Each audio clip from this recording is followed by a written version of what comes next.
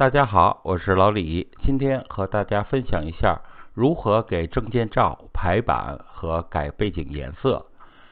首先，我们选择菜单栏中的图像，图像中的画布大小，我们把它的宽度设为 0.1， 高度设为 0.1， 然后我们按下确定。接下来我们选择菜单中的编辑，编辑菜单中的定义图案，我们给它起个名字，确定。然后我们选择菜单栏中的文件，文件中我们选择新建，当然我们也可以通过 Ctrl+N 调出新建文档。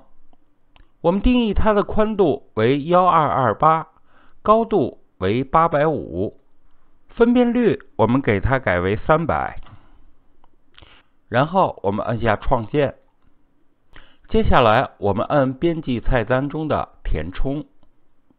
当然我们同样也可以使用快捷键 Shift+F5 来实现。在选项中我们点选自定图案，选择我们刚才储存好的照片，然后按下确定。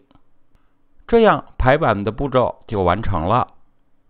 接下来我们可以通过简单的操作对背景色进行简单的调整。我们选择菜单中的图像，图像中的调整，调整中的替换颜色，我们点击它。我们选择吸管工具对背景色进行选取。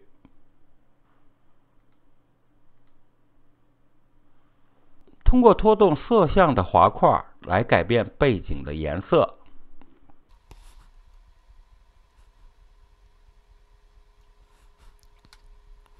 找到我们自己满意的颜色后，我们按下确定，这样就完成了。这就是今天我和大家所分享的关于证件照的排版和背景色的改变。好，我是老李，非常感谢大家收看，我们下次见。